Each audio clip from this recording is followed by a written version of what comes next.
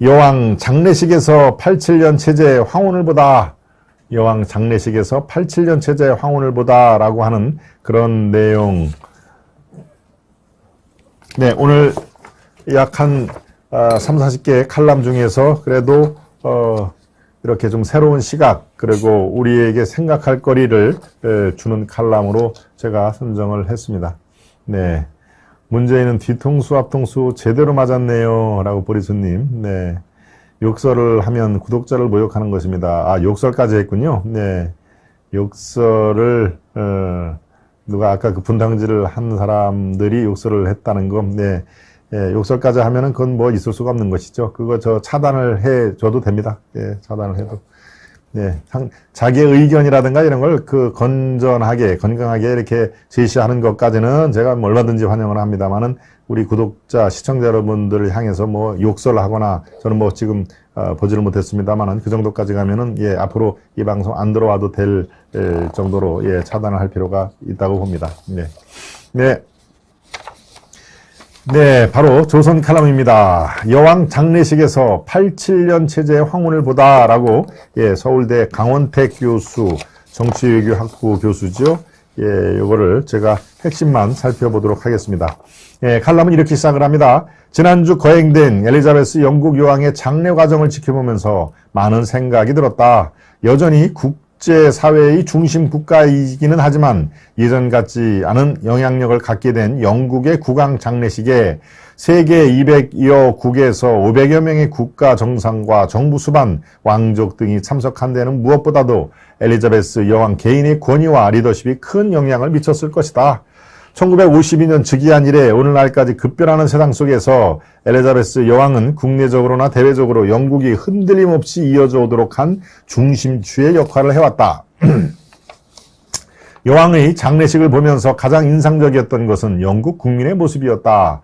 수많은 이들이 여왕의 죽음을 슬퍼하고 그의 헌신과 기여에 감사를 표했다. 여왕의 마지막 모습을 보고 참배하기 위해 많은 이들이 오랜 시간에 줄 서기도 마다하지 않았고 운구 행렬 때는 수만 명이 거리에 집결까지 했다. 왕실 폐지를 요구하는 일부의 시위도 있었지만 대다수 영국 국민은 엘리자베스 여왕을 슬픔과 아쉬움 속에서 떠나보냈다. 이런 모습이 각별하게 느껴졌던 건 과연 우리나라에는 재임 중에 사랑과 존경을 받고 세상을 떠났을 때는 국민 모두가 슬퍼하며 그의 기여와 헌신에 감사를 표할 수 있는 대통령이 있을까 하는 생각이 들었기 때문이다. 요즘의 한국 정치를 보면 그런 일이 생길 가능성은 전혀 없어 보인다. 예컨대 문재인 전 대통령 취임사에서 모두의 대통령이 되겠다고 했지만 그 말과 달리 문 대통령은 극도로 분열된 사회를 만들었고 그 자신이 갈등의 중심에 놓여 있었다. 결국 문 대통령은 모두의 대통령이 아니라 임기 마지막까지 자기 편의 대통령이었다. 사실 승자 독식의 경쟁을 통해 제왕적으로 불리는 집중된 권력을 갖게 되는 현행 체제하에 대통령이 갈등과 다툼에서 벗어나기는 쉽지 않아 보인다. 유신헌법 이래로 직선제로 개헌한 87년 체제, 여기서 87체제가 나오는 것이죠. 1987년의 그 헌법 체계를 얘기하는 겁니다. 87체제에 이르기까지 우리 대통령은 국가 원수와 행정 수반의 두 직책을 모두 겸하고 있다. 국가 통합의 상징으로서 국가 원수와 정파성을 벗어나기 어려운 행정 수반이라는 상충된 역할이 대통령에게 모두 부여되어 있었다. 사회적인 갈등과 분열이 격화되면서 통합의 상징으로서의 역할은 기대하기가 어렵게 되었고 국가 원수는 입법부 사법부를 압도하는 우월적인 치고 권력으로 잘못 받아들여지고 있다.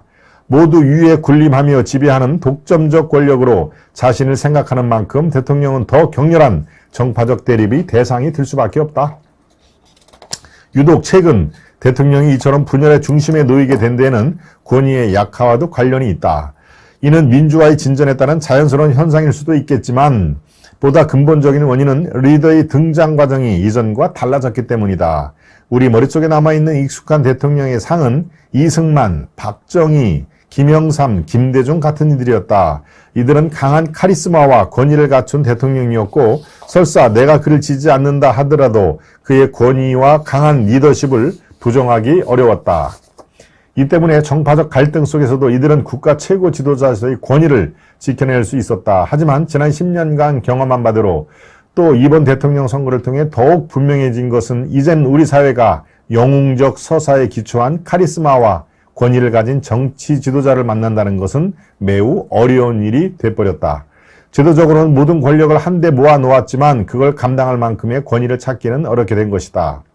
정치 지도자의 권위에 대한 존중이 사라지면서 대통령은 더 쉽게 정쟁의 대상이 되어버렸다. 딱 지금 상황이 그렇습니다. 그렇죠? 왜 외교 참사를 부르짖는 딱 그 정쟁의 대상이 된 지금 상황과 가장 잘 맞닥뜨려진 그런 내용입니다. 문제는 이런 현상이 이번만이 아니라 앞으로도 수없이 반복될 수밖에 없다는 것이다. 제 말씀이 딱 맞죠? 네, 앞서 말씀드린 대로 지금 이른바 일벌백계라든가 아주 강한 강도의 그런 대책 마련, 그리고 이번에 저런 그 가짜 뉴스가 만약에 진짜로 가짜 뉴스로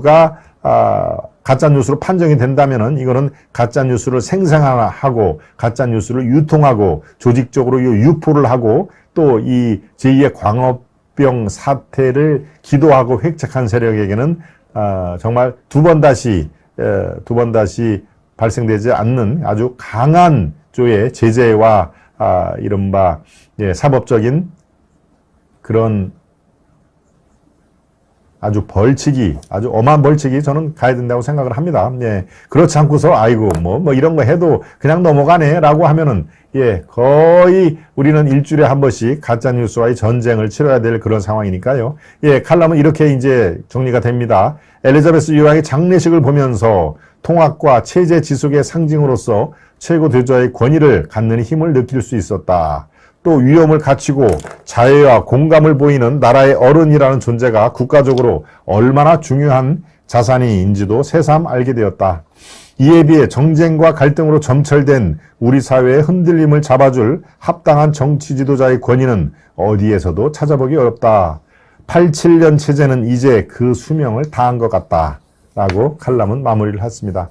이제 대통령제 87년 헌법으로 이렇게 대통령 직선제를 우리가 지금까지 30년인가요? 13년에 30년이 넘었군요. 그 체제는 이제 종말을 구할 때가 된 것 같다. 이제 변화무쌍한 지금 현 세대에 맞는 그런 정치 체제가 필요한 시점이다라고 하는 게 이 칼럼의 핵심 내용이었습니다. 네.